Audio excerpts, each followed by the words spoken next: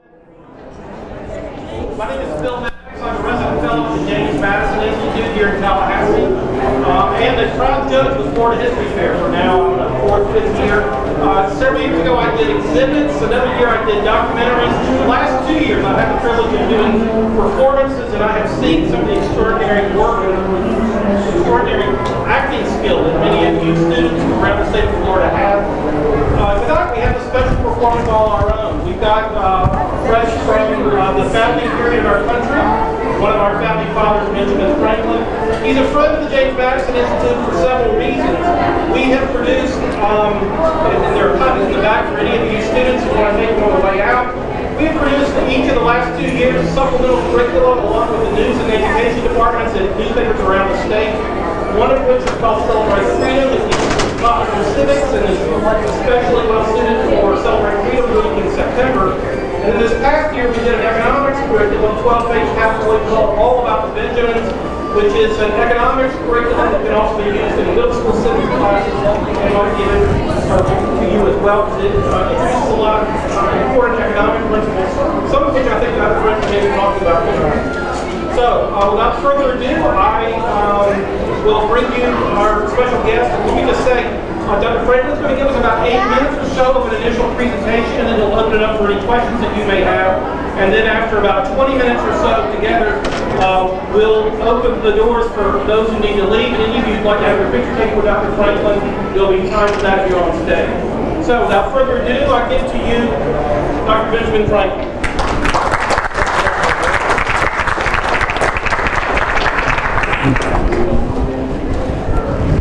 Thank you, good people, fellow citizens.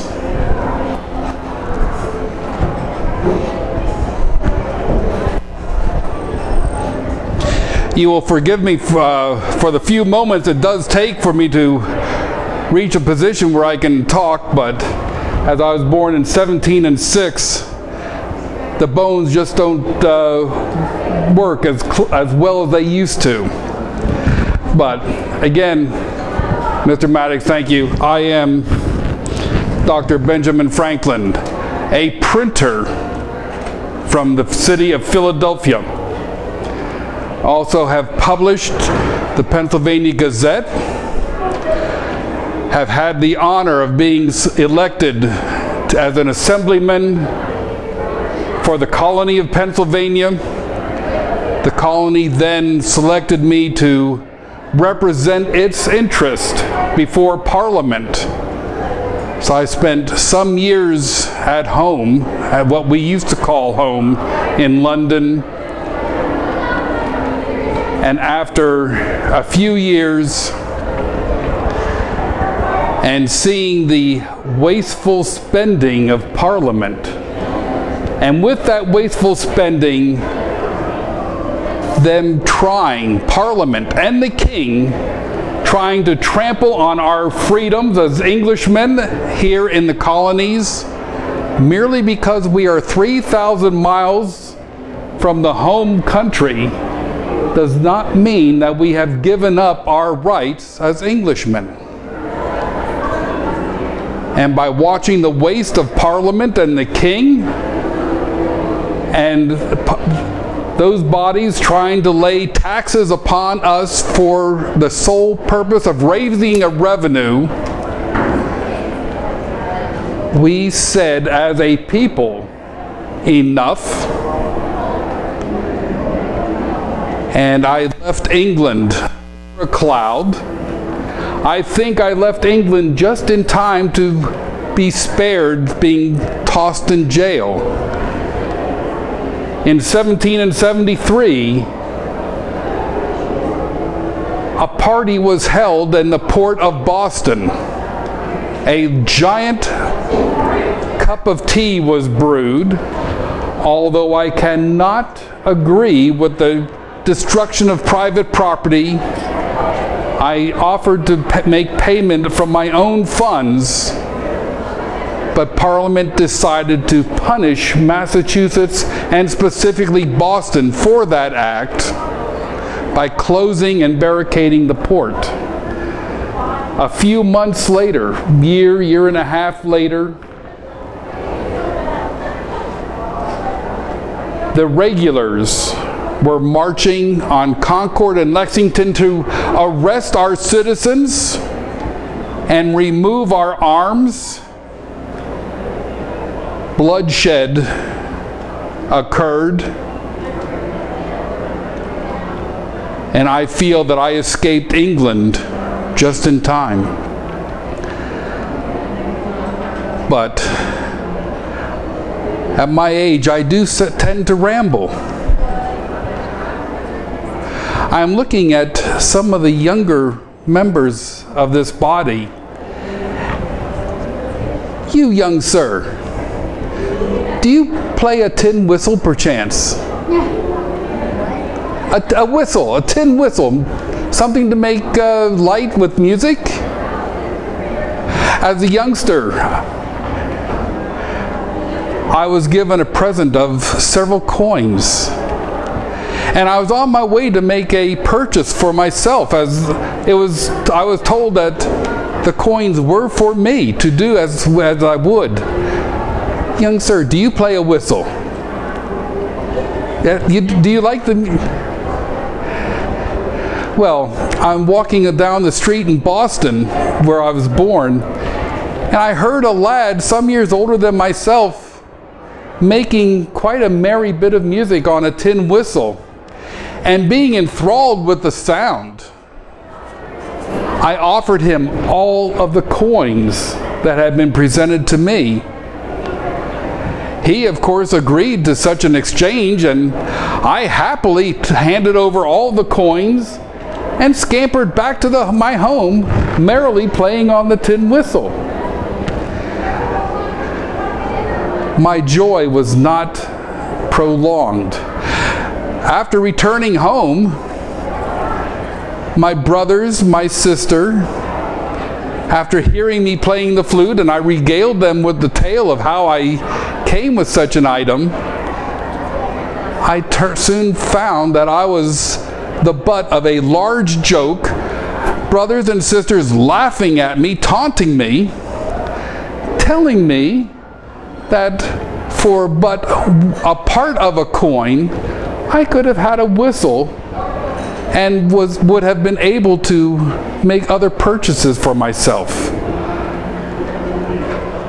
And it was at that young age, I was maybe 5, maybe 6, that I started to learn the value of money, and more importantly, I learned to determine the value of my purchases.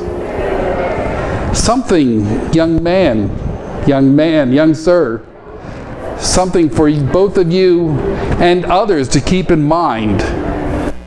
Know your worth. Know the worth of your the items that you are purchasing and the worth of your money.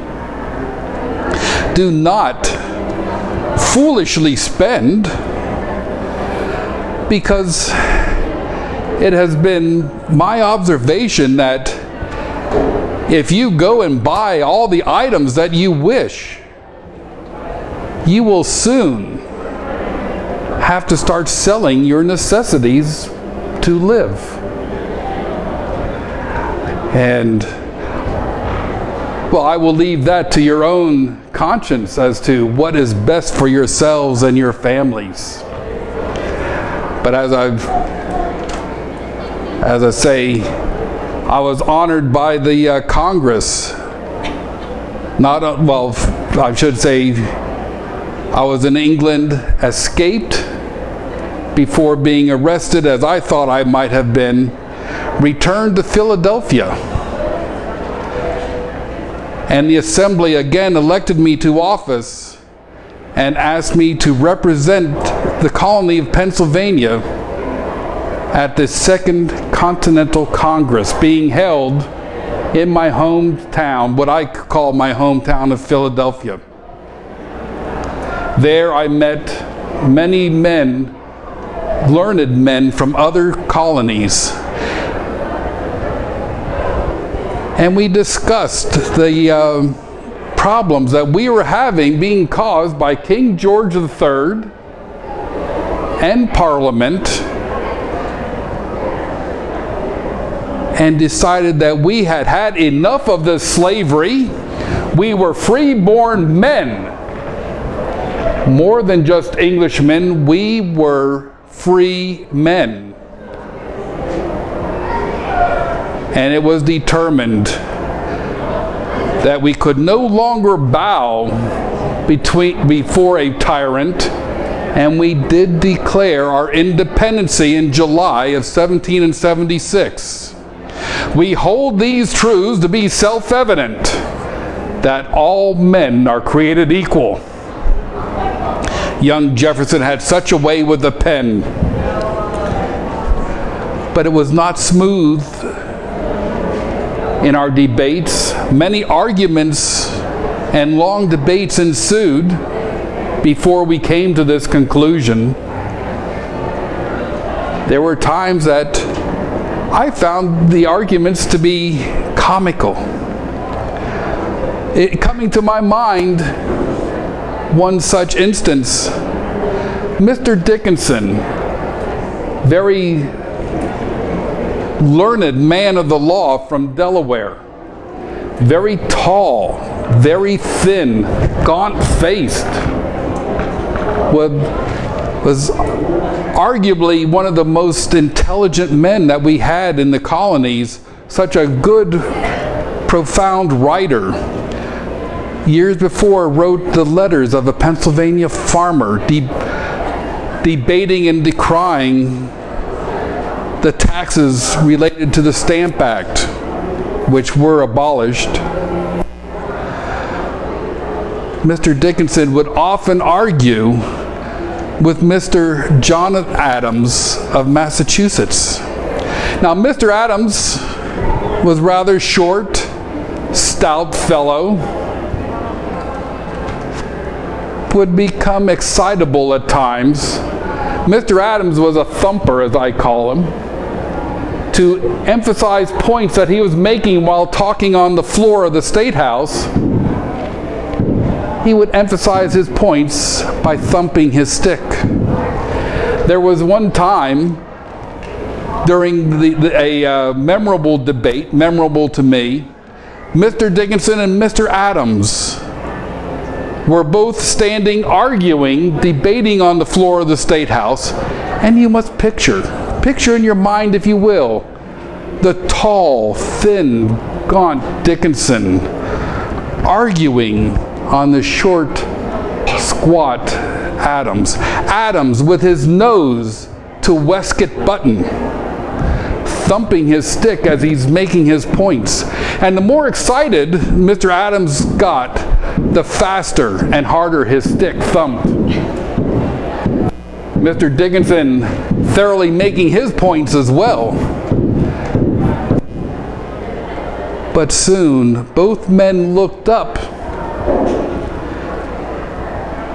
and they were arguing amongst themselves because most of the other delegates had retired to the city tavern, and we were finishing our debates over a glass of Madeira. But after 8 years of war,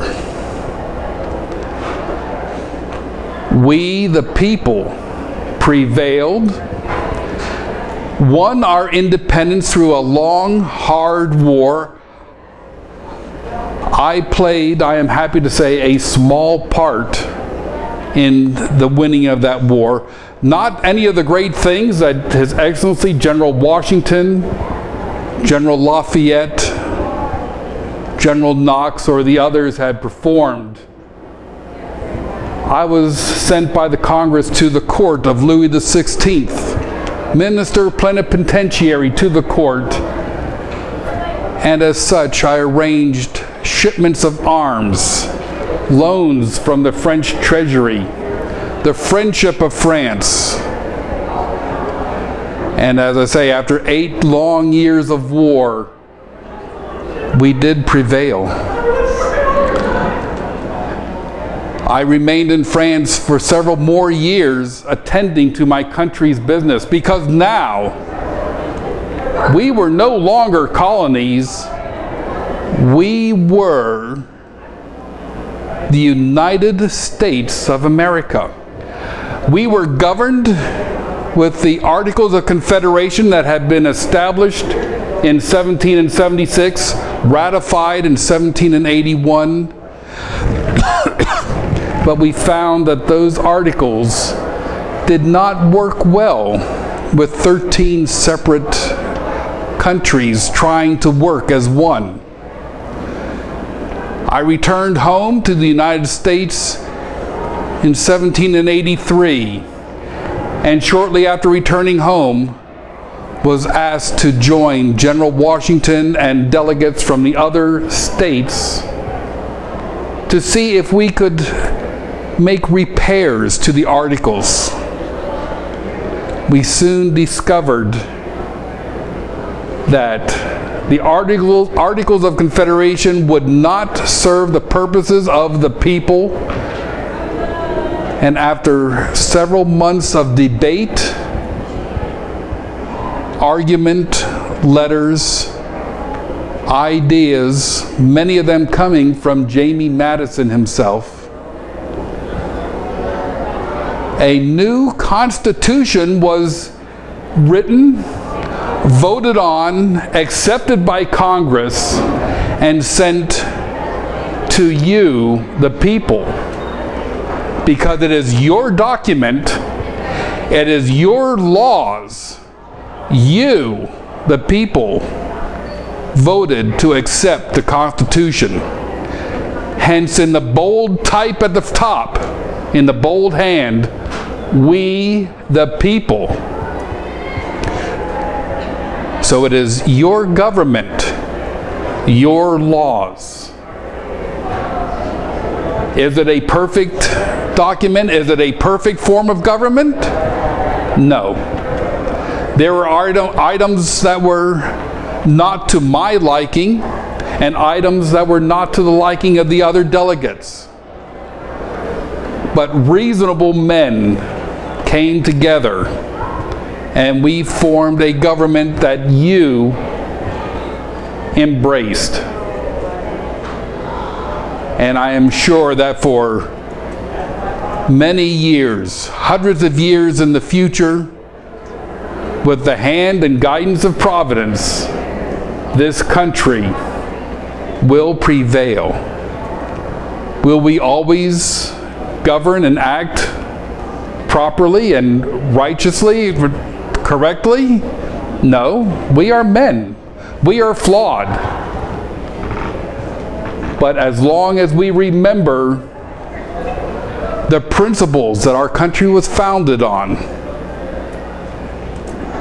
we can return to those principles and continue to be a prosperous nation. You have time for about 2 questions. Again, I apologize for my rambling. Yeah. Please, queries and questions. You should remind me sooner. Any questions, please? I will answer on almost any subject. Yes, sir. Is it true that you're carrying silence? Could you speak up, please? Is it true that you are actually Silence Dugan? That is one of the nom de plumes that I used when I was but 15 of years. And I received a very severe beating for penning those very popular letters. But thank you. Yes, I was Silence Do Good. 15-year-old lad writing letters as a middle-aged woman. Yes, mistress. I'm sorry? I'm sorry, I can't.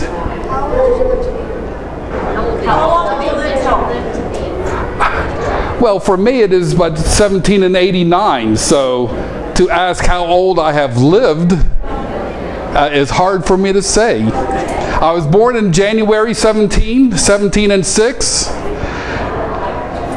I have lived many years. As I say, for me, it is 17 and 89. So I would hope, Providence willing, that I would have at least another year. Yes? How did you affect the Industrial Revolution? Again, Did you affect the Industrial Revolution? The industrial revolution, I don't know if, I'm only aware of one revolution that I put my hand to, and that was the American Revolution. Perchance, at some time in the future, some of my discoveries with the electrical fluids would be used to further mankind and maybe to increase the output of industry. Okay. Any other queries? Yes, sir. I just wanted to say thank you for discovering electricity. It's been a big part. Well, thank you. I am quite gratified. I do see some of the results of that simple discovery. And I was quite happy that my son in his 20s was able to help me with that experiment as well. Maybe in the future they'll put you on like United States currency or something. Well, I have been told that my likeness is on a bill worth much more than my dear friend General Washington's. But I understand with General Washington being on a bill that many people can have, that it is more of a remembrance of the sacrifices that were made to establish this country. I myself had but a small hand in that undertaking. We're going to call it quits at that point. Please join me in